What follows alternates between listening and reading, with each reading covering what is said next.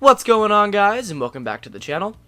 In 2002, roller coaster manufacturer Vekoma would unveil the world's tallest full-circuit inverted roller coaster at a height of 167 feet.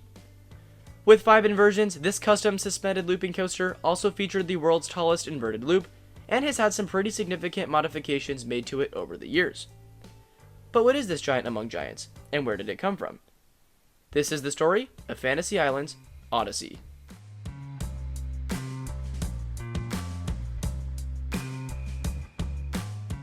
At Fantasy Island in Ingham Mills, England, the Odyssey, previously known as Jubilee Odyssey, was a roller coaster named to honor Queen Elizabeth II's Golden Jubilee. It was built by Vekoma Rides Manufacturing in 2002 and is the world's tallest example of the suspended looping coaster SLC model. It is the UK's third highest roller coaster as well, and in addition is the tallest full-circuit inverted coaster in the world. Originally, the ride's plan showed it to be around 265 feet tall, which would have made it the world's tallest inverted coaster all around. However, due to concerns from local people, the designs were cancelled and the height was limited to what it is now today, at 167 feet. That being said, now that we've gotten some stats out of the way, time for some cool history. During its opening back in May of 2002, Prince Edward, Duke of Kent, inaugurated and rode the coaster. Unfortunately, as a lot of coaster stories go, Odyssey quickly became ill-conceived and riders began complaining. According to guests, they were receiving a lot of what they literally called nipple burn, no joke, that was taken from multiple statements, as a direct result of the old-style restraint system. So, Fantasy Island opted to revise it in 2003, and the straps were replaced at a cost of around $85,000. Unfortunately, once again the problems didn't end there.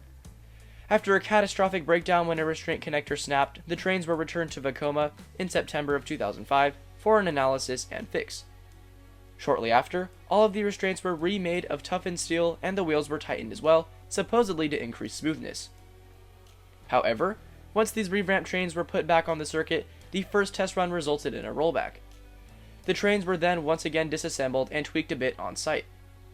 Following these changes, the coaster seemed to do fine and ran well for the next decade or so. That being said, high winds do frequently impact the area, and Odyssey will not function in certain conditions if winds exceed 25 to 30 miles an hour due to the risk of a train stalling.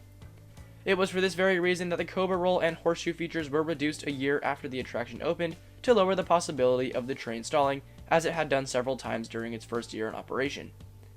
Despite this, while decreasing the track has had a favorable impact for the park, the coaster has still stalled during passenger-free test runs in both 2015 and 2016. And so, a $5,500,000 dung power generator was put in place to power the electrical components.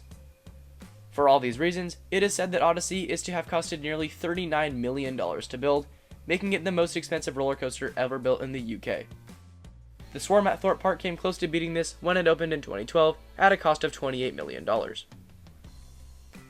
That being said, in Mitch Hawker's roller coaster poll in 2007, Odyssey was placed 209th, and in 2008 it was ranked 177th amongst the world's steel coasters.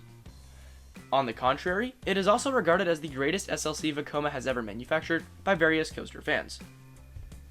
All in all though, I think Odyssey is pretty cool, and that loop sure is impressive in size, and I think it looks pretty intimidating. I will say this too, although people do say it is the best SLC, I'm kind of not sure about that. I couldn't say because I haven't personally ridden it, but if any of you over there in the UK have, I'd be super curious to hear your comments down below, because maybe this is the best SLC. Either way though, that was again just a short analysis of a coaster many of you requested in previous videos, and as always, is there another one you'd like to see highlighted? Like seriously, I'll totally do it, so just let us know down below. It's been a pleasure creating new content for you guys, and I'd like to invite you to like and subscribe if you enjoyed today's content, and stay tuned for another video coming in a couple days. Like I said, I've been pushing these out super frequently, and I think they're doing pretty well, so I'm glad you guys are liking the content, and I'm open to any suggestions, comments, questions, or concerns that you guys may have. Feel free to catch up with us on Instagram as well for those daily posts, and until then, we'll see you all there. See ya.